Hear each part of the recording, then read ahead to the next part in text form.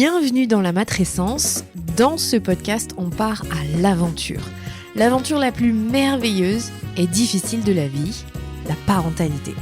Laissez-vous embarquer au travers des épisodes qui explorent toutes les facettes, des plus complexes aux plus fun, du monde des parents. Apprenez, riez, pleurez, découvrez et débattez en écoutant la matrescence. Nous avons une mission, vous donner des clés pour vous accompagner à n'importe quelle phase de votre parentalité. Je suis Clémentine Sarlat, votre hôte depuis mars 2019 déjà. Je suis ultra curieuse, très enthousiaste, mais beaucoup trop bordélique. Je suis aussi maman de 3 petites filles qui m'aident à me remettre en question quotidiennement. Et dans une autre vie, j'ai été journaliste sportive à la télé et aujourd'hui, je vous aide à rayonner dans votre parentalité. Abonnez-vous pour ne rien rater. Allez, let's go!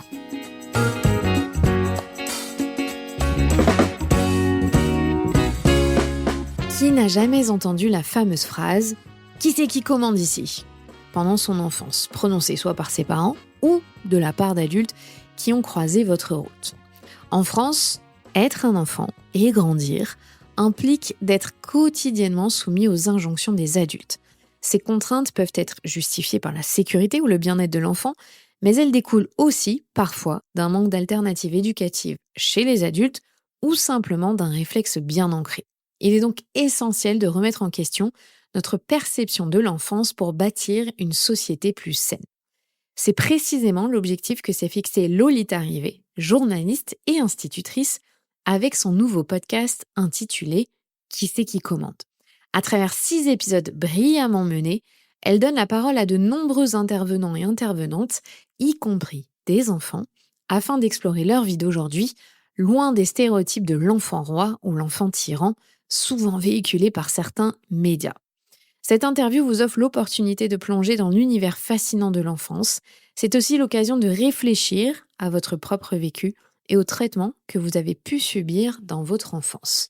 C'est aussi évidemment l'occasion d'apprendre 1000 choses. Je vous recommande vivement d'aller écouter cette série documentaire et évidemment d'écouter cet épisode pour le partager autour de vous parce que oui, ensemble, on a le pouvoir de changer notre société. Je vous souhaite une très très bonne écoute. Salut Lolita. Bonjour. Bienvenue dans le podcast de la matrescence. Je suis vraiment trop contente de te recevoir. Donc merci beaucoup de t'être échappée de tes classes pour venir nous voir. Ma première question, c'est pourquoi est-ce que tu as voulu devenir instit ? Parce que tu es aussi journaliste. C'est pas toujours qu'on a ces 2 parcours en même temps. C'était un peu du hasard. Je voulais arrêter le journalisme parce que j'arrivais pas à faire ce que je voulais. J'étais un peu frustrée. Et je cherchais un métier facile à faire maintenant, parce qu'il fallait que je mange. Et j'aimais beaucoup les enfants. Je savais que j'adorais les enfants. J'avais mon BAFA. J'adorais les garder, m'en occuper. J'avais pas encore ma fille. Et j'ai découvert qu'on pouvait devenir instit assez rapidement, ce qui n'est pas très rassurant. Mais je suis devenue instit contractuelle comme ça il y a 7 ans. Et en fait, de cette phase qui devait passer, je devais revenir au journalisme, ça m'a tellement plu que j'ai décidé de continuer d'être instit. J'aime bien quand tu dis c'est pas très rassurant parce que vas-y, dis-nous une timeline, en combien de temps t'es devenue instit ? J'ai écrit en septembre et 1 mois ou 2 après, j'avais une classe. Ah oui, sans formation ? Non. Donc après, ils vous forment en continu, vous avez des formations continues, mais vous vous enseignez en même temps. Donc on apprend sur le tas, quoi. Avec l'expérience. Ouais, exactement. La meilleure école. Alors vas-y, dis-moi juste la chose la plus ouf que t'as apprise sur l'expérience, si tu devais y réfléchir 7 ans après. Vraiment, je trouve que le plus dur, c'est la gestion de classe. C'est pas tant apprendre le français, les maths, parce que ça, il suffit que tu bachotes un peu sur Internet, il y a plein de trucs. Tu retrouves vite ton niveau. Mais gérer un groupe de 30 enfants, ça s'apprend qu'en le faisant, quoi. T'as beau avoir de la théorie, comment tu gères des enfants qui n'ont pas le comportement adapté, comment tu gères des conflits entre eux, comment juste tu attires leur attention pour qu'ils t'écoutent et qu'ils trouvent ça super ce que tu racontes et qu'ils aient envie de t'écouter. Ça, c'est du one-man show, quoi.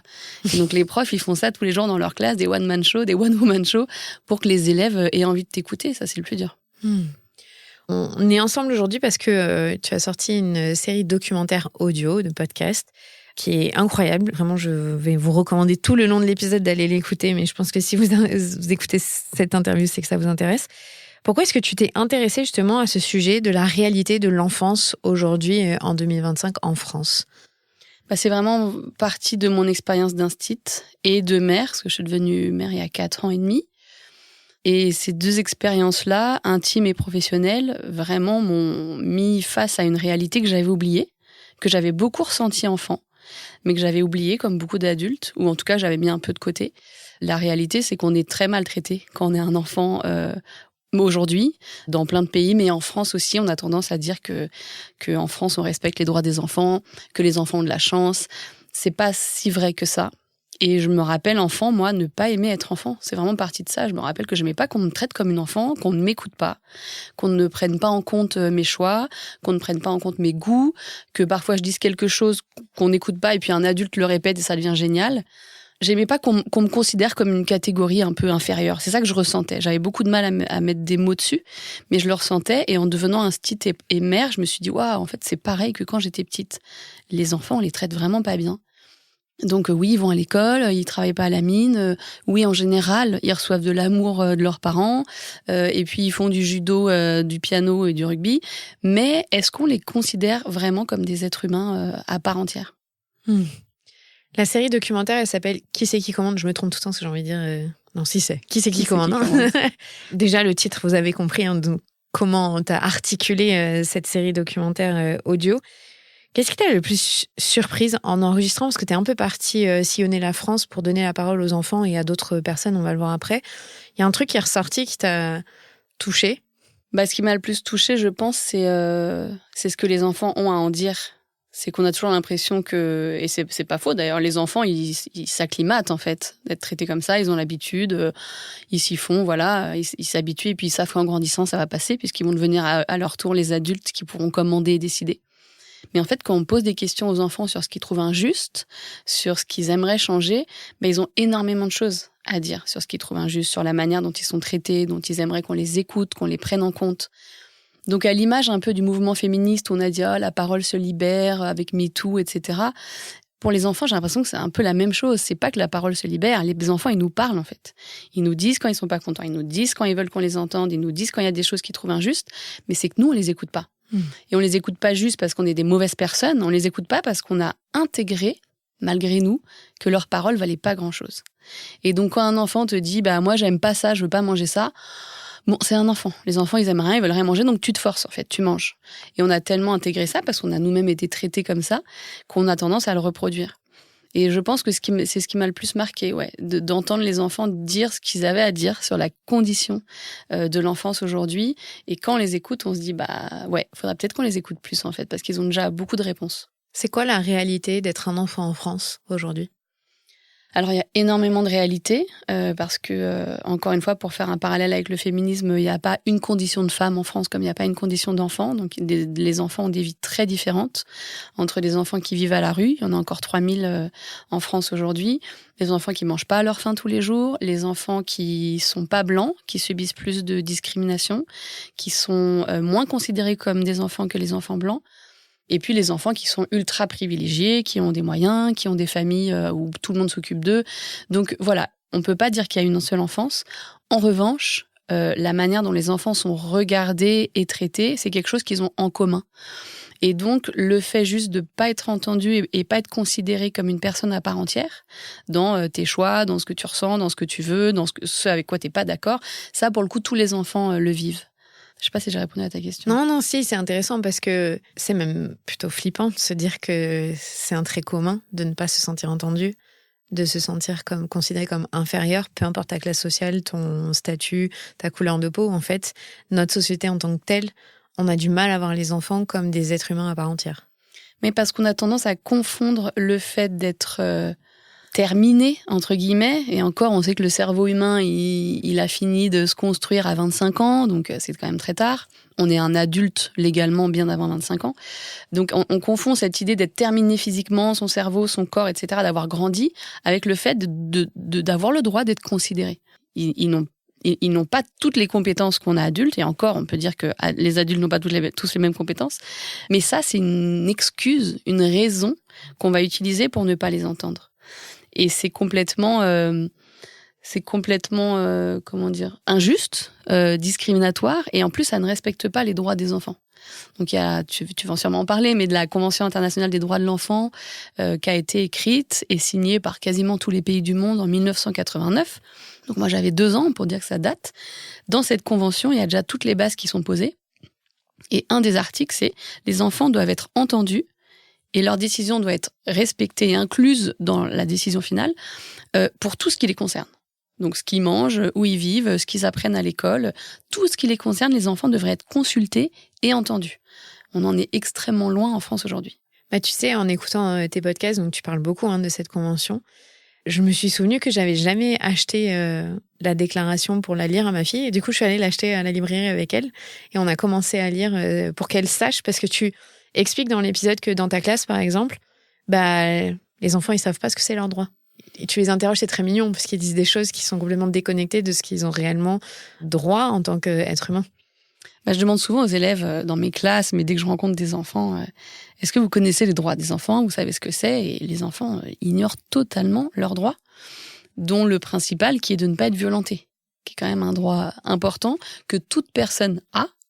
Donc si on est violenté en tant qu'adulte, même les animaux, on peut porter plainte, attaquer en justice, faire en sorte d'être protégé. Les enfants, ce droit-là n'est même pas respecté, et quand ils sont violentés, ils n'ont rien pour se défendre.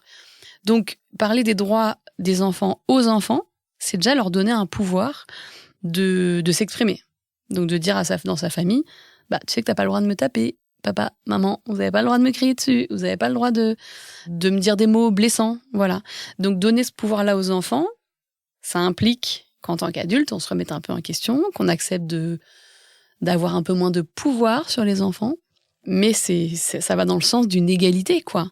Et donc parler des droits de l'enfant aux enfants, déjà, c'est un des droits qui est dans la Convention aussi, c'est les droits. Les enfants doivent être informés de leurs droits, doivent les connaître pour pouvoir les utiliser, pour pouvoir se défendre s'il y a besoin et pour pouvoir reconnaître quand il y a une situation d'injustice. Je dis pas qu'il suffit d'informer les enfants pour que toutes les violences s'arrêtent, qu'ils ne subissent plus rien. Je suis persuadée qu'un enfant qui vit des violences le vivra pas pareil s'il pense que c'est l'adulte qui est défaillant, c'est l'adulte qui agit mal, que s'il pense que c'est de sa faute à lui, que c'est un méchant garçon, une méchante fille qui mérite, voilà. Tout le long de l'écoute des épisodes, moi, je te l'ai dit en aparté, mais j'ai la boule au ventre. Et évidemment, j'ai pleuré parce que c'est dur à écouter les témoignages, soit des enfants, soit de la réalité des chiffres, soit de comment on les abîme, en fait. Parfois, sans s'en rendre compte, je suis pas en train de culpabiliser tout le monde. Et je trouve ça hyper touchant quand tu leur donnes la parole et que tu leur expliques ce que c'est leur droit, justement, et que, en fait, là, d'un coup, ils s'autorisent aussi à dire oui, on n'aime pas quand les adultes ils nous crient dessus. C'est comme si au départ, j'avais la sensation qu'ils osaient pas tout à fait dire. Une fois que tu poses le cadre et tu dis mais en fait, vous avez pas le droit de subir ça, ils sont en capacité de dire oui, en fait, c'est vrai, c'est pas bien quand on nous fait ça. Parce que t'as des enfants au début que t'interroges qui disent on a le droit de nous taper, enfin c'est normal, qui sont un peu dans ce déni. C'est surtout le discours qu'on leur tient. C'est-à-dire que les enfants, non seulement on les violente, mais en plus on leur dit que c'est à cause d'eux. C'est parce qu'ils ont été méchants, ils ont pas obéi, c'est parce qu'on s'est énervé. Parce qu'ils ne nous ont pas écoutés, donc on s'est énervé, donc on a frappé. Donc ils entendent toute la journée que les violences qu'ils subissent, c'est de leur faute et que c'est de leur responsabilité. Donc forcément, ils l'intègrent. Et puis il y a autre chose qu'il faut pas oublier, c'est que je suis une adulte. Donc ils sont interrogés par une adulte qui pense être dans le camp des adultes, à savoir dans le camp des gens qui se permettent des choses avec eux. Donc il fallait que moi aussi, dans ma façon de les interroger, je leur fasse comprendre que je suis dans leur camp, entre guillemets. Et être dans leur camp, c'est leur dire, en fait... vous n'avez pas le droit de subir ça, et c'est nous les adultes qui déconnons, quoi. Et donc, une fois qu'on dit aux enfants qu'ils n'ont pas le droit de subir ça, les choses sortent. Parce qu'il y a beaucoup d'enfants qui sont persuadés qu'on n'a pas le droit de les taper, sauf s'ils font des grosses bêtises. Dans ce cas-là, à partir de ce moment-là, les enfants, tout est grosse bêtise. Renverser un verre, c'est une grosse bêtise. Dire un gros mot, c'est une grosse bêtise. Manger des bonbons en cachette, c'est une grosse bêtise. Donc moi, j'ai entendu beaucoup de mes élèves justifier les violences qu'ils avaient reçues par la bêtise qu'ils avaient faite. Donc une fois qu'on dit aux enfants, jamais, même si tu fais la plus grosse bêtise de la vie, une énorme bêtise, même si tu dis les plus gros mots de la terre, personne n'a le droit de te taper. Et donc là, ça déplace la chose. Ils disent, alors dans ce cas-là, ils racontent. Dans ce cas-là, moi je prends des baffes, moi me défesser, moi, si c'est pas de ma faute, alors c'est que c'est eux, c'est que c'est leur problème à eux, aux adultes. Et moi, ça, c'est quelque chose que je veux que les enfants intègrent. Et c'est surtout pas pour culpabiliser les parents, parce que je suis persuadée qu'on va jamais bouger en tant que société si on se culpabilise soi-même, parce que je pense que la plupart des parents font vraiment du mieux qu'ils peuvent. Donc c'est pas pour culpabiliser les parents, mais c'est pour remettre les choses à l'endroit. On peut déconner en tant qu'adulte, on peut mal faire, on peut se tromper, on peut ne plus en pouvoir exploser, ça nous arrive à tous et toutes. Mais surtout, la responsabilité ne revient pas aux enfants. C'est à nous, adultes, de travailler sur nos traumas, sur nos blessures, sur notre éducation, sur nos émotions, sur ce qui fait qu'on n'arrive pas à contrôler notre colère. Parce que c'est ce que je raconte dans le podcast, de la colère et de la frustration, on en a envers des collègues, notre conjoint, nos parents, nos amis. Est-ce qu'on les frappe ? Est-ce qu'on les enferme dans leur chambre ? Est-ce qu'on les insulte comme ça, là ? Est-ce qu'on les menace ? Non, on le fait pas. C'est pas parce qu'on n'en a pas envie, c'est parce qu'on sait que c'est interdit et qu'on sait que ces adultes-là, ils peuvent se défendre. Donc, se défendre physiquement ou aller porter plainte. Si on se permet ça avec les enfants, c'est parce qu'on sait qu'ils vont rien faire. On sait qu'ils vont pas se défendre, on sait qu'ils peuvent pas aller porter plainte. Et je le sais parce que, et c'est ce que je raconte dans le podcast encore une fois, je m'inclus dans ces adultes défaillants. À aucun moment je dis moi je fais tout bien et vous êtes d'horribles adultes. Je m'inclus, je suis mère de famille, je suis instite devant plein d'enfants tous les jours. Donc évidemment que ma colère elle sort, évidemment que je fais des choses que je devrais pas faire. Mais je trouve qu'il y a une grande différence entre avoir un accès de violence et dire à l'enfant c'est de ta faute si je suis comme ça, ou bien d'un coup exploser et dire à l'enfant par contre là j'aurais pas dû. J'aurais pas dû crier, c'est de ma faute, j'ai pas su gérer. Là, la situation, elle va pas parce que moi, je te demande ça, j'attends ça et que voilà. Mais les émotions, là, que j'ai exprimées, c'est que de ma faute, c'est pas de la tienne. Et ça, c'est très, très différent pour moi. Et tu dis aussi que quand tu leur dis ça, tes élèves, il y en a qui vont rapporter à la maison, en fait, t'as pas le droit de me taper, la maîtresse, elle a dit que... Et là, c'est compliqué. Et oui, voilà. Parce que c'est pas les enfants qu'il faut éduquer, c'est les parents. Oui, il y a beaucoup d'enfants, et ça, je trouve ça génial, qui arrivent à la maison à dire à l'école, on a appris que on n'avait pas le droit d'avoir de fessées et de violence. Et donc, il y a des parents qui réagissent très bien, à savoir qu'ils disent bon puisque c'est comme ça, on s'est fait avoir, on peut plus, on va trouver autre chose. Donc, qui sont vraiment à l'écoute de leurs enfants, qui soit ignoraient la loi, soit se disaient que on fait un peu ce qu'on veut, c'est ce que pensent beaucoup de gens, mais qui quand même sont à l'écoute des enfants et se disent on va trouver d'autres moyens. Bon, le problème, c'est que souvent, ça se reporte en violence psychologique, donc c'est jamais fini, ces histoires. Mais en tout cas, il y a beaucoup de parents qui sont à l'écoute. Mais il y en a aussi énormément qui sont dans le rejet absolu de ce que l'école peut transmettre comme message aux enfants.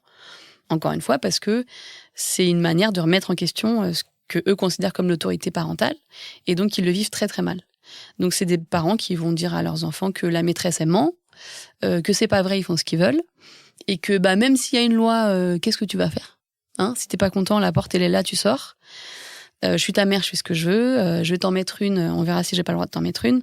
Ça, c'est des paroles que les enfants me rapportent le lendemain ou quelques jours après la séance sur les violences. Là, je me dis, ok, les pauvres, quoi. Ils ont eu le courage dans leur famille de se défendre, de dire voilà mes droits, et les parents les rabrouent encore plus. Parce que je pense que c'est des gens qui ont beaucoup de choses à régler et que c'est pas facile d'être remis en question par ces enfants. Mais je me dis, ils ont loupé quelque chose. C'est jamais trop tard, mais ils ont loupé une occasion d'un coup de recréer un lien avec leur enfant, quoi. Ouais, t'as raison, j'ai pas le droit. Donc on va trouver autre chose, mais ça, c'est plus possible, quoi. Donc ça, c'est très dur, c'est qu'on peut pas embarquer tous les parents. On aimerait bien, on se dit, c'est la loi, c'est une évidence que les enfants n'ont pas à subir de violence, mais il y a plein de parents qui sont encore très, très réfractaires à cette loi, qui est très récente, qui date de 2019, la loi qu'on a surnommée anti-fessée. Et donc, avoir culturellement tout le monde, c'est très compliqué, ça prend du temps. Et je suis triste de me dire que c'est peut-être pas cette génération-là, mes élèves, qui vont réussir à changer les choses, mais peut-être que quand eux seront parents, ils vont pas reproduire ça. Il y a même un moment, je te dis que j'ai pleuré plusieurs fois, et il y a un moment qui est dur à entendre, c'est ce petit garçon, je sais pas si c'est dans ta classe ou dans une autre, où il dit moi de toute façon, à force qu'il fasse que me taper ou me gronder, je sais plus, moi je vais me suicider. Mais il a 8 ans, 9 ans. Je trouve ça tellement fou d'avoir ce type de mots qui sort de la bouche d'un enfant. Déjà, comment il connaît ce mot, ce concept, tu vois, c'est cette façon de voir la mort et la souffrance. C'est dur à entendre. Alors, en même temps, ce petit garçon-là, en l'occurrence, est dans une famille où ça parle beaucoup. Donc, je pense que c'est aussi pour ça qu'il a ce vocabulaire-là. Il a ce vocabulaire parce qu'il sait qu'on n'a pas le droit de le violenter. C'est un enfant qui est dans une famille qui parle justement beaucoup de l'interdiction des violences, etc. Donc, il est plutôt privilégié dans son cas. Et il a ces mots-là pour raconter que quand il est pas content, quand dans sa famille il se sent injustement traité, il ressent cette volonté de disparaître que moi je traduis par l'impuissance des enfants. C'est-à-dire que un enfant qui est qui se sent pas bien traité dans sa famille, qui est pas écouté, eh ben, il a zéro moyen de s'en sortir, de s'échapper. C'est pas comme une femme victime de violence qui peut toujours partir à un moment. Les enfants, ils ont quasiment aucun moyen de s'échapper de chez eux. Et donc, cette impuissance-là, immense, ils la ressentent tellement fort que la seule échappatoire possible pour eux, c'est de mourir. On sait qu'il y a des enfants qui se suicident. Donc, c'est pas du tout quelque chose auquel les enfants sont étrangers, dont ils sont protégés. On sait que c'est souvent des enfants qui vont être harcelés à l'école. Donc évidemment que les violences que subissent les enfants, c'est des choses très sérieuses. C'est pas des caprices d'enfants, c'est pas quelque chose qui va passer. C'est des choses très profondes. Et les émotions des enfants sont très fortes. Sont d'autant plus fortes qu'ils n'ont pas forcément l'expérience pour relativiser, pour justement se dire il y a un autre endroit possible pour moi. Si dans ma famille ça va pas, je peux toujours me barrer. Non. Donc ces émotions-là, elles doivent être prises vraiment au sérieux. Et c'est pour ça que je pense que c'est important d'entendre les enfants à l'école, ou même dans les clubs de sport, dans les clubs de musique, dans toutes les activités périscolaires. Parce que certains enfants n'ont pas les espaces pour parler chez eux. Donc il faut leur offrir ailleurs. Quand un enfant il te dit ça, toi, comment tu réagis? Parce que j'imagine dans ta classe, des fois, tu dois avoir des discussions qui sont assez perturbantes. J'ai beaucoup de témoignages de violence dans mes classes. Surtout au moment où je leur apprends que c'est interdit de les frapper. La majorité l'ignore. Et donc, c'est souvent ces moments-là où les enfants révèlent les violences qu'ils vivent à la maison. Et à chaque fois, c'est un moment très émouvant où je me retiens de pleurer parce que je veux pas non plus m'effondrer devant eux. Mais c'est un moment où je me rends compte de ce que vivent les enfants, quoi. Et à chaque fois, chaque année, c'est la même chose. Chaque année, ça me fait un choc de me dire, mais je les imagine chez eux, donc coincés, avec des personnes qu'ils aiment, parce qu'ils aiment leurs parents souvent, subir ces violences-là. Et je me dis, mais qu'est-ce qu'on inflige aux enfants d'être dans l'endroit qui devrait être, ou que eux, en tout cas, considèrent comme l'endroit le plus sécure au monde, où il est censé avoir de l'amour, etc. Et dans cet endroit-là, on leur inflige des violences qui leur font peur. Faut pas oublier qu'on leur fait peur aux enfants, en fait. Et moi, je le vois quand je crie dans les classes, le visage des enfants change. Ils se tétanisent. Ils me regardent comme ça, avec des grands yeux.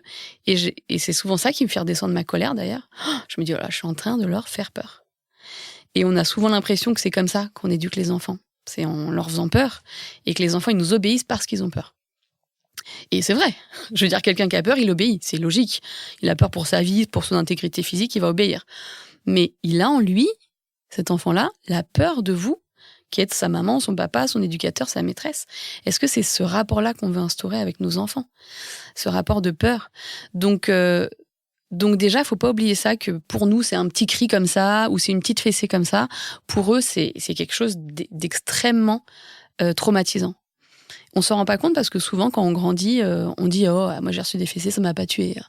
Ouais, ma mère, elle me foutait des baffes. Heureusement, parce que je méritais bien avec les conneries que je faisais. » Donc en fait, on a tellement intégré les violences, on a tellement intégré qu'on était responsable, et puis on a tellement pas envie de remettre en question nos parents, qu'on aime, ça demanderait beaucoup de travail, qu'on relativise, qu'on minimise ce qu'on a vécu et ressenti enfant. Et souvent, on l'a oublié. Mais en fait, vivre ces violences-là enfant, c'est une terreur énorme qui marque à vie.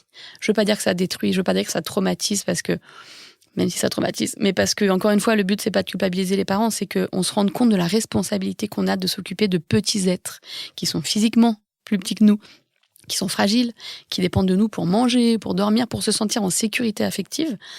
On a une responsabilité énorme. Alors après, j'aimerais qu'on passe au fait que les parents sont pas aidés, parce que c'est un gros problème dans notre société. Et donc, j'essaie de retrouver ta question. Oui, les enfants qui me parlent. Ouais, comment tu réagis? Parce que c'est vrai que... je te pose la question parce que parfois, on est témoin de violences en tant que parent d'élèves, mais en fait, on peut signaler. Parce que vous avez un dispositif dans les écoles. Ah oui, dans les faits, il y a l'école est le premier lieu où on signale les violences faites aux enfants. Donc, c'est une très bonne nouvelle et c'est normal. Mais en vrai, tout est sous-signalé. C'est-à-dire qu'on a tellement de cas d'enfants qui vivent des violences qu'on ne peut pas signaler 80% des classes. C'est pas possible. Et dans les faits, c'est le cas. 80% des enfants vivent des violences à la maison. Évidemment, il y a des degrés, et c'est ce que je dis dans le podcast aussi, c'est que entre eux, j'ai pris une fessée un jour par mon père qui était fatigué, mais ça arrive tous les 6 mois, où je me prends des torgnoles toute la journée, en fait. Dès qu'il y a un truc qui va pas, c'est différent dans la manière de le vivre de l'enfant. Mais quand même, ça dit quelque chose de nous en tant que société que les enfants soient massivement violentés par les gens qui sont censés prendre soin d'eux, encore une fois. Donc moi, la réaction que j'ai auprès de mes élèves, c'est déjà, je montre mon émotion. C'est-à-dire que je montre que moi, adulte, ça me fait de la peine qu'ils vivent ça. Pour qu'ils comprennent que c'est pas normal, pour qu'ils comprennent que c'est sérieux, que c'est pas de leur faute. Donc vraiment, je suis pas du tout froide. Ah oui, toi t'es tapé, toi qu'est-ce que tu reçois? J'essaie de rester connectée à mes émotions pour que eux le ressentent. Et pour que eux restent connectés à ce qu'ils ressentent. Parce qu'on sait bien que des enfants violentés, ils vont dissocier. Ils vont dissocier, c'est-à-dire qu'ils vont séparer, ils vont mettre au loin leurs affects parce que c'est trop dur d'avoir peur, d'être triste, d'être en colère. Donc ils vont souvent devenir un peu insensibles. Donc j'essaie de les reconnecter à ça. Et puis je leur dis très vite que c'est interdit.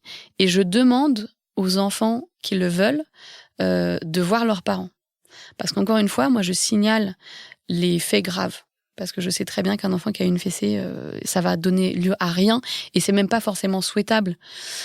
Donc moi souvent, je demande aux enfants qui a besoin que je parle à vos parents, parce que c'est peut-être dur pour vous de dire que vous voulez pas de bisous sur la bouche. On entend beaucoup ça aussi, des enfants qui sont embrassés sur la bouche par les parents et qui le vivent pas bien et qui n'ont pas envie, ça les dégoûte, les parents n'écoutent pas les enfants.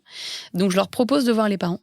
Et puis pour les faits les plus graves, évidemment, je vais recevoir les parents, on fait un signalement si besoin. Mais déjà, écouter tout ce qu'ils ont à dire, c'est parfois la première fois qu'ils en parlent. T'as une sacrée responsabilité, mine de rien. C'est un peu ça le problème, c'est qu'on a une énorme responsabilité en tant que prof et qu'on n'est pas du tout formé pour repérer les enfants victimes, pour recueillir leurs paroles et pour savoir comment agir. Donc il y a encore beaucoup de profs qui pensent que c'est pas à eux de faire les signalements, alors que le code pénal dit que toute personne qui reçoit une suspicion de violence ou un témoignage de violence doit signaler pour protéger. C'est même un délit de pas le faire. Et les profs pensent souvent que c'est à la direction. Donc souvent ils disent à la direction, voilà, j'ai entendu ça. Et puis les choses se perdent, quoi. Ça se perd entre les messages, les mails, les machins, et puis rien n'est fait. Donc on a une énorme responsabilité. On n'est pas du tout soutenu. Parce qu'il faut savoir qu'on est quand même très proche des parents. On les voit à la sortie, on les voit le matin, on fait des sorties scolaires avec eux. Donc on est dans une position très difficile. Donc moi, je plaide énormément à la fois pour que les profs soient formés, parce que c'est indispensable. On passe 6 heures par jour avec nos élèves. On voit les choses, on sent les choses, donc on doit être formés. Mais je plaide aussi pour que des médecins et des infirmières, en tout cas des soignants, interviennent dans toutes les écoles, dans toutes les classes, tous les ans. Il faudrait que les enfants voient un médecin ou une infirmière scolaire tous les ans et que cette personne leur pose la question: comment ça va à la maison? Comment ça va à l'école? Est-ce que quelqu'un t'embête? Est-ce qu'il y a des gens qui te font peur? Est-ce qu'il y a des gens qui te font du mal? Toutes ces questions-là qu'on n'a parfois pas le temps de poser aux enfants et qu'on ne leur pose jamais. Et moi, je m'en suis rendu compte quand j'étais enceinte.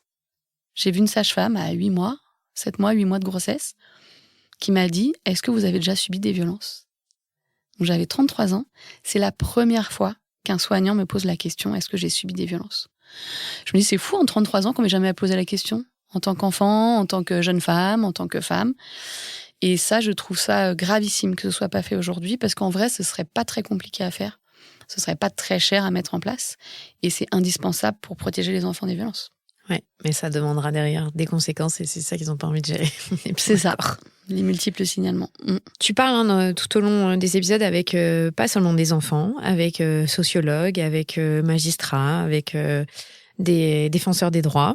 Et donc, notamment, ce que tu abordais juste avant, ce soutien à la parentalité, qui est quasi inexistant. Tu as été voir des groupes de parole aussi, de parents qui disent: oui, on veut bien sortir de la violence, mais on fait comment en fait? On ne nous aide pas. C'est ce qu'elle dit, la rapporteure des droits, c'est qu'il y a un moment, ça passera que par ça, en fait. On ne peut pas punir les parents en permanence, il faut leur expliquer comment on fait différemment. Comment t'expliques, comment elle explique qu'on a passé une loi en 2019 et il ne s'est rien passé derrière? C'est vraiment le problème, c'est que la loi n'a pas du tout été accompagnée d'un grand plan d'aide à la parentalité, de protection des enfants. Rien n'a été fait. On a juste dit: ah oui, au fait, c'est interdit de taper. Donc culturellement, ça fait des décennies qu'on tape. C'est interdit, par contre, débrouillez-vous. Et c'est ce que dit donc la défenseure des droits, Claire Hédon. Elle dit très bien, en fait, l'aide à la parentalité, c'est pas un droit pour les parents, c'est un droit pour les enfants. Que tes parents soient aidés pour ne pas te violenter, pour avoir du relais, pour avoir des soignants à qui s'adresser si tu galères dans ta parentalité.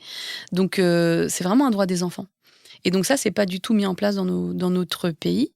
Et donc là, ce qui est super, c'est d'avoir les exemples des pays de l'Europe du Nord, comme la Suède, la Finlande, le Danemark, où déjà il y a des congés parentaux d'1 an, voire 1 an et demi en Suède, équitablement répartis entre les 2 parents.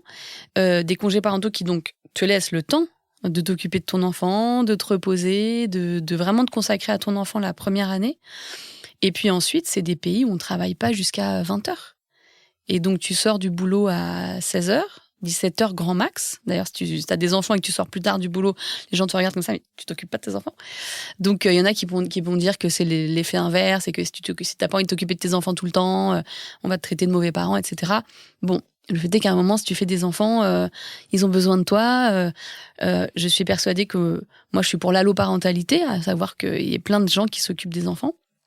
Les tantes, les oncles, les cousins, les grands-parents. Mais il faut que les enfants soient vraiment entourés d'amour.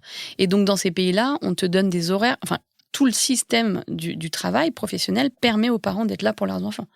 Et donc, j'ai reçu le message d'une mère qui vit au Danemark, une Française, qui m'a dit « Mais c'est quoi votre problème en France avec le bain des enfants ? Faut les baigner tous les jours ?»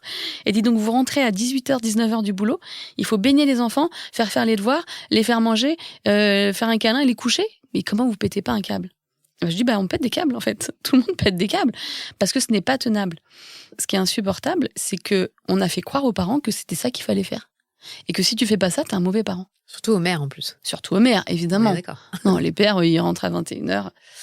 Non, et puis s'ils ratent un truc, c'est pas grave. Et puis c'est pas grave. S'ils accompagnent leur enfant une fois dans la semaine, c'est déjà bien. Donc, on a fait croire aux femmes que pour être une bonne mère, fallait finir tard son boulot, avoir le temps de faire les courses, à manger, les devoirs, le bain, et tout ça sans s'énerver, sans crier, sans être violente. Bon, spoiler alerte, ce n'est pas possible. Ça ne marche pas. Ça ne marche pas, c'est même impossible. Donc en fait, c'est ce que j'essaie de montrer avec le podcast, c'est pas juste dire les pauvres enfants, les méchants adultes, c'est toute la société fait en sorte, pas de manière consciente, mais ne fait pas en sorte que les enfants ne vivent pas de violence.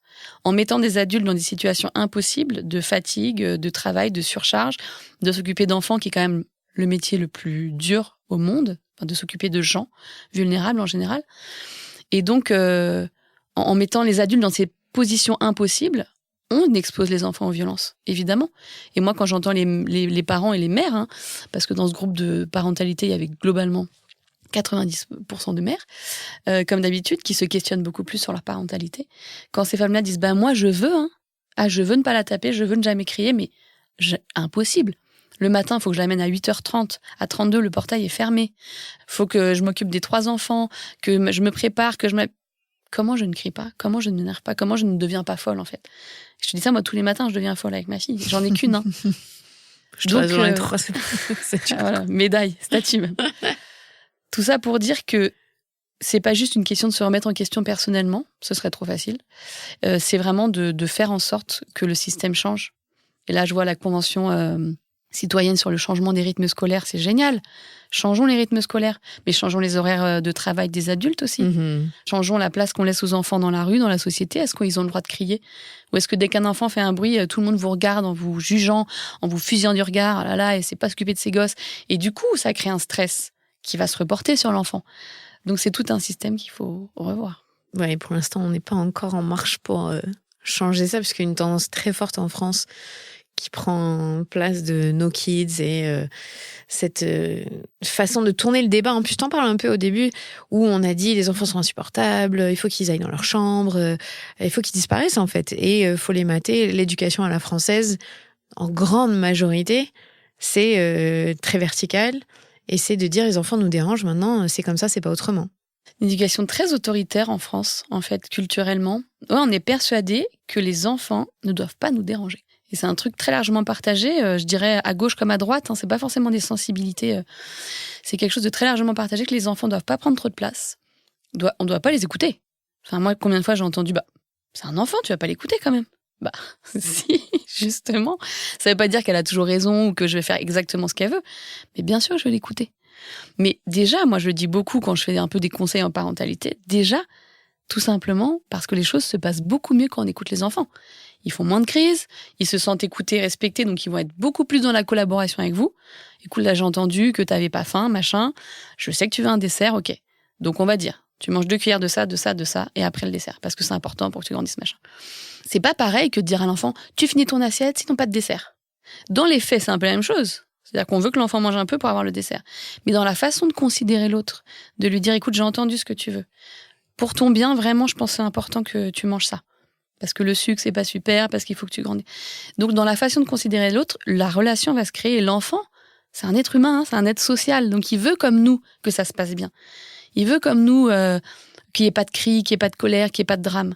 Donc, on a tout intérêt à écouter les enfants pour que dans notre relation parentale avec eux, ça se passe bien.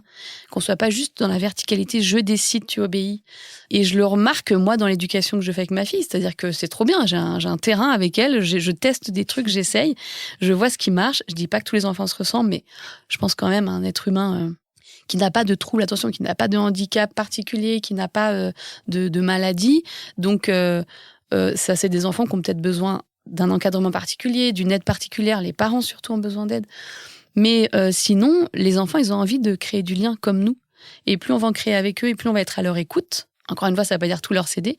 Plus ils vont être dans la collaboration, plus ils vont être cool, plus ils vont être détendus, plus ils vont faire ce qu'on attend d'eux, parce qu'ils vont comprendre que ils doivent pas le faire parce que c'est nous qui avons décidé et que c'est eux les enfants, c'est nous les grands, comme souvent on l'entend. C'est t'es petit, je suis grande, je décide. Ou c'est comme ça, c'est pas autrement. C'est comme ça, c'est pas autrement. On a toujours fait comme ça. Voilà, c'est pas les enfants qui décident. C'est moi qui commande. C'est moi qui commande. Voilà, quand ils entendent ça, qui ne se braquerait pas? C'est clair. Moi, je dis à tout le monde, toi, on te dit demain, tu fais comme ça, ton patron, il dit c'est comme ça, c'est pas autrement, t'obéis. Tu vas bien le vivre. Des gens disent, bah oui, c'est mon patron. Bon, bah, il y a des gens qui ont intériorisé la domination et du coup, qui la vivent. Mais les enfants, il est très, très sain qu'ils s'opposent à nous. Il est très, très sain qu'ils nous disent, bah, moi, je suis pas d'accord avec ça. Et c'est là que le dialogue s'instaure. Et vraiment, je pense qu'on a tous à y gagner. On a souvent l'impression que lâcher du pouvoir d'adulte, c'est perdre quelque chose. Moi, je pense vraiment que c'est gagner.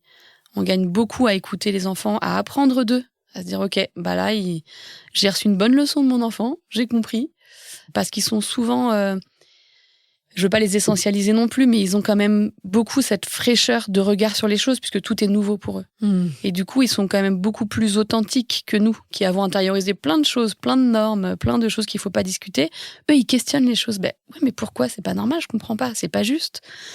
Donc voilà, écoutons un peu plus les enfants. Et tu sais, c'est drôle parce qu'on a quand même une expression française très ancrée qui dit la vérité sort de la bouche des enfants. Donc tu vois, au fond, on sait que nos enfants ont la voix de la raison. Mais on veut pas l'entendre. Mais parce qu'ils dénoncent des choses qui nous mettent mal à l'aise. Ouais. En plus. C'est ça sort de la bouche des enfants, mais ça nous emmerde quand même. Ça nous emmerde un peu, on n'a pas trop envie de... Mais je pense que c'est très lié à la façon dont on a vécu notre enfance, nous, et qu'on a oublié. Je pense qu'on est très coupé de notre enfance. Ce qui est plutôt logique, parce que dans la majorité des cas, on a eu une enfance un peu rude, quoi. Sans parler des gens qui ont carrément été maltraités. Mais du coup, parfois, c'est nécessaire, c'est même vital de couper avec son enfance et ses souvenirs d'enfance. Mais renouer un peu avec ça, je pense, c'est sûr que ça nous permet de relationner avec les enfants de manière plus saine. Moi, souvent, quand je me dis, OK, je me mets souvent à la place de ma fille. Je me dis, OK, c'est moi, là, qui ai 4 ans et demi. Qu'est-ce que t'aurais voulu qu'on te dise ou entendre pour adhérer à ce que j'attends, en fait. Et je me dis, OK, si toi, on me disait, là, 4 ans et demi, bah écoute, tu fais ça, c'est comme ça, pas autrement, qu'est-ce que tu ferais? Tu te braquerais. Pourquoi? Bah parce que ton intégrité est attaquée. Parce qu'on ne te respecte pas en tant qu'individu. Et donc, j'essaie toujours de mettre à sa place, de redevenir un peu une enfant. Et ça se passe, mais 10 fois mieux, quoi. Dans le podcast, tu parles, je disais un peu, tu sillonnes la France, et t'es notamment allée dans une école démocratique pour voir s'il y a d'autres modèles que l'école républicaine qu'on a qui fonctionnent. Est-ce que ce que tu as vu là-bas, donc c'est des ados, mine de rien, Les plus petits ont 8 ans. C'est des petites classes, ils ont leur dire. Là, pour une fois, c'est eux qui décident ensemble des règles. Est-ce que ça, t'as envisagé que ça peut être gérable dans une classe que toi, tu as, par exemple? Ouais, alors l'école démocratique a ce site génial qu'elle prend en compte les enfants. C'est une école où tout le monde a une voix, adulte comme enfant, quel que soit l'âge, tout le monde a une voix. Et donc les règles sont décidées en collectivité, l'organisation de l'école est décidée en collectivité et tout le monde a une voix, vraiment. Donc on peut pas faire plus démocratique, c'est-à-dire que si la majorité des enfants sont pas d'accord avec quelque chose, ça n'a pas lieu. On pourrait croire que d'un coup, ça va être le bordel, etc. Mais en fait, les enfants ont très envie d'ordre, d'organisation, de choses qui fonctionnent, hein, donc ils sont pas du tout dans le rejet absolu. Et c'est ce que racontent les enseignants de cette école. Ils disent en fait, si les enfants sont aussi... s'ils rejettent autant le système scolaire, s'il y a autant de problèmes de discipline, de comportement et tout, c'est parce que c'est un endroit où ils n'ont pas leur mot à dire. Et donc, le seul moyen pour eux d'exprimer qu'ils sont pas d'accord avec le fonctionnement, c'est de foutre le bordel, c'est de pas écouter en cours, c'est de pas respecter les règles, c'est de casser des choses, même parfois. Une enfant dit ça dans le podcast, elle dit, comme nous, on décide de tout. Avec les adultes, avec tout le monde. Des règles, du fonctionnement, des horaires, de ce qu'on fait. On n'a aucune raison de pas obéir, de pas respecter les règles, de foutre le bazar, quoi. C'est les nôtres. Puisque c'est nous qui avons décidé. Et que si on n'est plus content, on rechange. On en parle et on change. Donc, je suis persuadée que ce sera un système qui pourrait exister dans l'enseignement public. Enfin, heureusement. Et c'est ce que dit un philosophe dans le podcast. Il dit, c'est quand même dingue que on se prétende d'une société démocratique, on se prétende un fonctionnement démocratique, et que on forme les enfants, on éduque les enfants dans un système qui ne l'est pas du tout, qui est complètement vertical, où les enfants n'ont pas leur mot à dire. Et donc, du jour au lendemain, ils sortent de l'école, on leur dit, bon, maintenant, c'est la démocratie. Hein. Donc, vous votez, vous décidez... Sauf que ça fait 15 ans, voire 18 ans, que ces enfants-là, on les écoute pas. Ils décident pas de ce qu'ils mangent, ils décident pas des règles de l'école, ils décident pas de ce qu'ils apprennent. C'est extrêmement autoritaire. Et d'un coup, ça devient la démocratie. Donc, ça paraît évident, dit comme ça, mais évidemment que l'école, ça devrait être le premier lieu démocratique où les enfants apprennent la démocratie, mais pas par des textes, par des polycopiés. Ils apprennent la démocratie en la vivant, en l'expérimentant. Donc moi, je suis persuadée que ça pourrait avoir lieu dans les écoles classiques. Il faudrait évidemment que les profs soient formés, parce qu'aujourd'hui, on n'est pas du tout formés à faire des classes démocratiques ou des écoles démocratiques. C'est quand même l'adulte qui décide. Il faudrait revoir les programmes. Et encore une fois, revoir les rythmes scolaires et les programmes avec les enfants, ça permettrait qu'en fait, ils adhèrent. Et c'est ce que font beaucoup d'écoles, encore une fois, en Europe du Nord. C'est les programmes, les enseignements théoriques, français, maths, tout ça, le matin. Et l'après-midi, que des enseignements plus physiques, où on participe, où on fait donc des arts, du sport, du théâtre, de la musique, de la couture, même des choses beaucoup plus concrètes. Les enfants adhéreraient beaucoup plus, c'est une évidence. Et du coup, on aurait beaucoup moins ce problème d'opposition des enfants, parce qu'ils seraient contents d'être là. Ils seraient contents de faire ce qu'ils font. Donc c'est faisable, mais il faut vraiment revoir le fonctionnement total. Et moi, vraiment, je plaide pour une école publique accessible à tous, parce que ce qui se passe aujourd'hui en France, c'est pas le sujet du podcast, donc on va aller vite dessus, mais c'est qu'il y a un système à 2 vitesses, avec une école publique qu'on dépouille de ses moyens, il y a plus une thune en gros, et puis les écoles privées qui font payer les parents, c'est le principe, et qui donc ont beaucoup plus de moyens et qui donc attirent ces gens-là. Donc on a une école pour les enfants des familles qui ont de l'argent, et puis les autres qui n'ont pas d'argent, vous vous retrouvez dans le public et bon courage. Et après, on se prétend donner les mêmes chances à tout le monde, être une société méritocratique, démocratique, mais le système même ne va pas. Dans le podcast, on t'entend en classe. Et c'est pour ça que tu le dis là tout à l'heure dans notre conversation, que t'es pas parfaite du tout, que tu fais pas tout bien. Et on t'entend à plusieurs reprises dire non, arrête de faire ça. Et en fait, tu expliques que tu passes beaucoup de temps à les contraindre plutôt que d'être dans la relation, à leur apprendre des choses. T'es quel genre de maîtresse ? Très bonne question. J'ai le cul entre plusieurs chaises, je pense, comme beaucoup d'instits. C'est qu'à la fois, j'adore la relation aux enfants et j'aimerais être que là-dedans, que dans un truc hyper positif où tout le monde est content d'être là, où on apprend que des choses trop chouettes. Mais on est soumis au programme. Et donc, on est obligé d'avancer pour avoir fini le programme chaque année. Et donc, parfois, les enfants adhèrent pas, ou ça va trop vite pour eux, ou c'est compliqué. Il y a des enfants qui sont pas disponibles pour les apprentissages, parce qu'ils dorment pas, parce qu'ils mangent pas bien, parce qu'à la maison, il y a des problèmes. Et ces enfants-là, on n'a quasiment pas le temps de s'en occuper, parce qu'il faut vite finir le programme de grammaire et les maths. Et puis après, il y a du sport, et puis après, il y a ça. Et donc, on est dans une course. C'est ça qui est un peu frustrant, c'est que on a beau avoir énormément de bonne volonté et vouloir être la maîtresse la plus cool, la plus empathique, la plus à l'écoute possible. On n'a pas les moyens d'eux. Et donc moi, je me retrouve à être une maîtresse que j'aime pas, parfois. À crier sur les enfants, à pas avoir le temps de m'occuper d'eux. Des enfants qui me demandent mon attention, je n'ai pas le temps pour leur accorder de l'attention. Donc il faudrait évidemment diminuer le nombre d'élèves par classe. Déjà, commencer par ça. C'est pas possible d'avoir des classes de 30 enfants, surtout les petits. J'ai eu des classes de maternelle de 30 enfants, d'enfants de 4 ans. À quel moment on s'occupe bien d'eux? Alors oui, il y a une ATSEM, heureusement qu'elles sont là. Mais à quel moment on s'occupe bien de 30 enfants à 2 adultes? C'est impossible. Donc je suis pas toujours la maîtresse que j'aimerais. Malgré tout, je continue, donc c'est que j'aime ça. J'aime vraiment la relation aux enfants. Et j'aime vraiment ce qui se tisse pendant une année avec eux. Et il se passe parfois des très belles choses, mais on n'a vraiment pas les moyens d'être un adulte exemplaire tout le temps, malheureusement. C'est dur, ça. Qu'est-ce que tu aimerais que les gens qui écoutent cette série documentaire que vous avez réalisée ensemble avec Victor Toyon, il y a plein d'autres gens, j'ai vu, que les gens retiennent de ça? À quoi est-ce que tu as envie qu'ils servent, ce podcast? J'aimerais vraiment qu'ils fassent bouger le regard sur les enfants. Je pense que c'est le plus important pour moi. Qu'on arrête de penser que les enfants veulent nous la faire à l'envers, en fait. J'ai l'impression qu'on est encore beaucoup là-dedans. On est persuadé que les enfants, ils veulent nous avoir, quoi. J'entends beaucoup ça. J'ai beaucoup entendu ça en tant qu'instit, en tant que mère. Ah, il t'a bien eu, elle t'a bien eu. Il a eu ce qu'il voulait, elle a eu ce qu'il voulait. Comme si on était persuadé que les enfants, leur objectif, c'était de nous arnaquer, quoi. Donc j'aimerais que les gens changent de regard, parce que je suis persuadée que si on regarde les enfants différemment, si on les considère comme des êtres humains qui, en fait, ont le droit de défendre leur intégrité physique et morale, ont le droit de dire non. Ont le droit de nous envoyer chier, en fait. Ont le droit de nous dire, là, en fait, je suis pas d'accord avec toi et je vais pas faire ce que tu me demandes. Si on acceptait que ça, c'est une attitude normale d'un enfant, je pense qu'on serait beaucoup moins violent avec eux, beaucoup moins énervé, beaucoup moins excédé. Parce qu'on attend tellement des enfants qu'ils soient parfaits, qu'ils écoutent, qu'ils obéissent, qu'ils soient sages, qu'ils mangent qu'on leur donne, qu'ils s'habillent quand on leur dit, qu'ils se lavent, qu'ils se mouchent le nez, qu'ils fassent leurs devoirs. On attend tellement ça des enfants, c'est impossible, clairement, que forcément, quand ils répondent pas à ces attentes, ça nous met hors de nous, parce qu'on se sent impuissant. On se dit, mais je comprends pas, il m'obéit pas, j'ai aucune autorité. J'entends beaucoup d'adultes dire ça. J'ai aucune autorité avec les enfants, mais pourquoi tu veux avoir l'autorité? Pourquoi tu veux avoir l'autorité?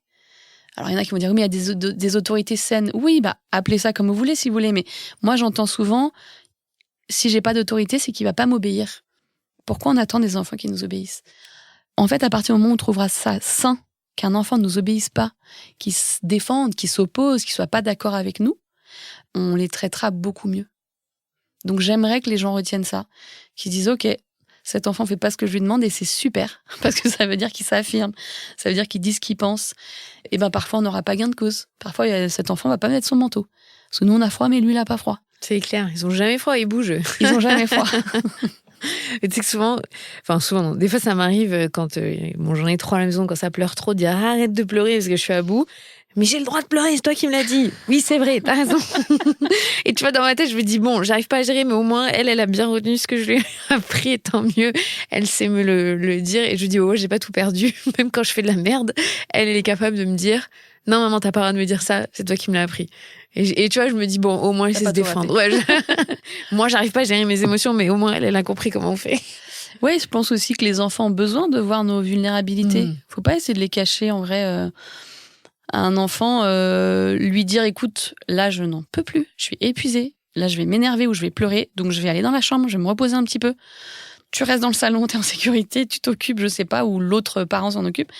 Faut aussi montrer aux enfants que parfois on n'en peut plus et que c'est pas de leur faute.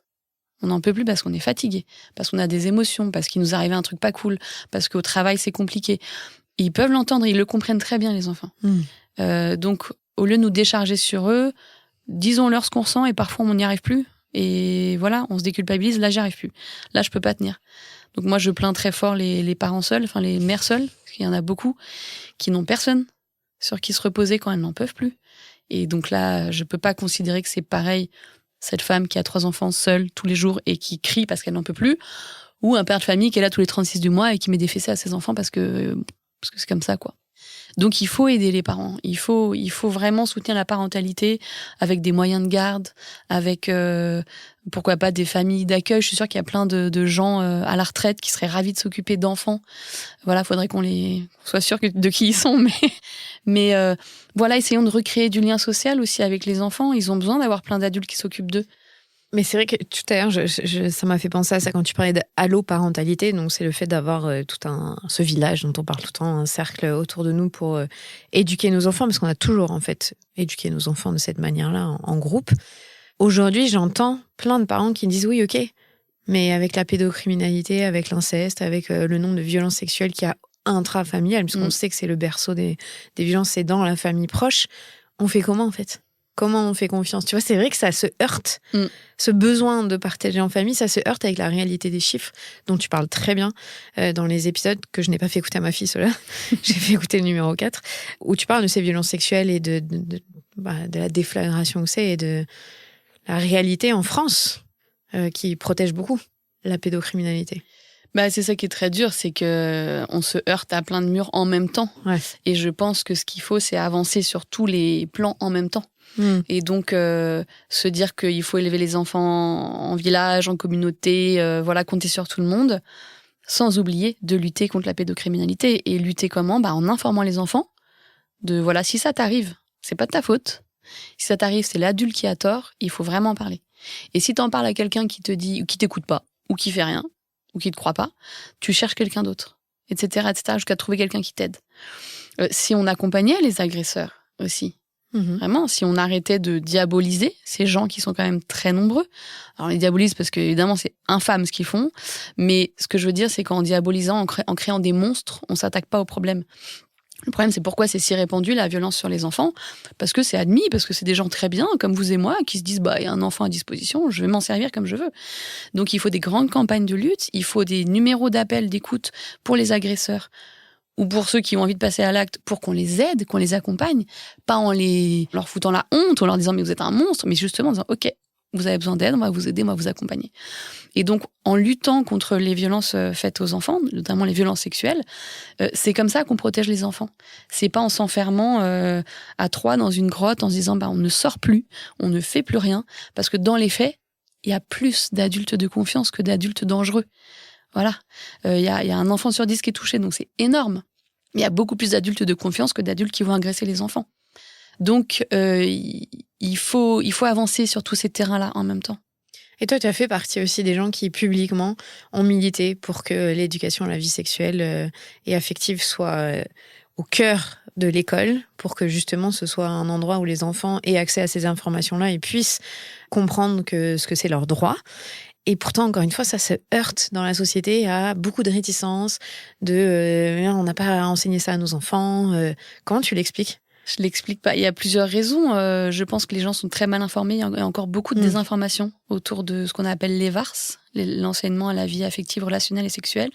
Des gens qui pensent qu'on va parler de sexualité adulte à des enfants de maternelle, qu'on va les inciter à se masturber, qu'on va faire des choses qui vont les traumatiser. Donc c'est vraiment pas le cas.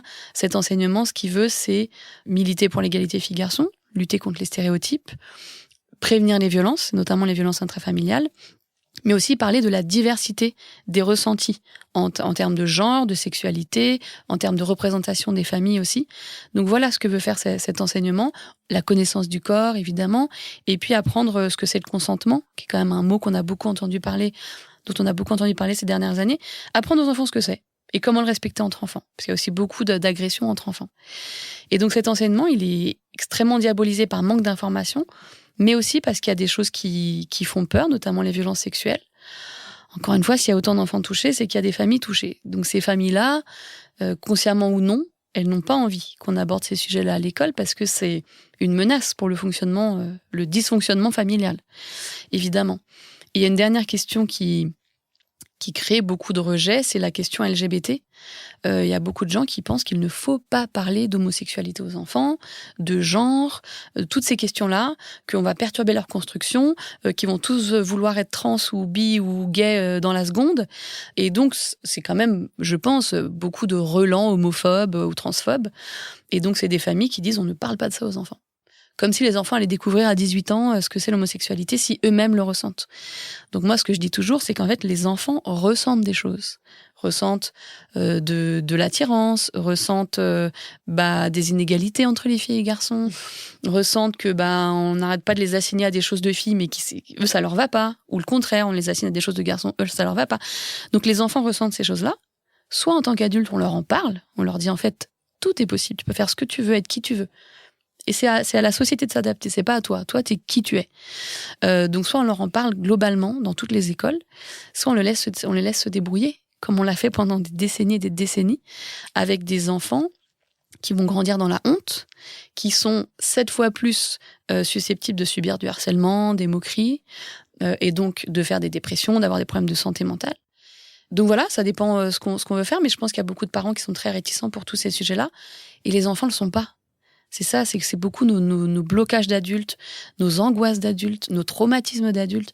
Les enfants, on leur explique les violences sexuelles et pourquoi c'est interdit, ils ont compris. Hein. Ils n'ont pas 40 000 questions. Ah, on n'a pas le droit de toucher mon zizi, si on le touche, il faut que j'en parle, ok. Voilà. Ah, on peut aimer les garçons, on peut aimer les filles, on peut se sentir comme ça. Ah bah ok, génial.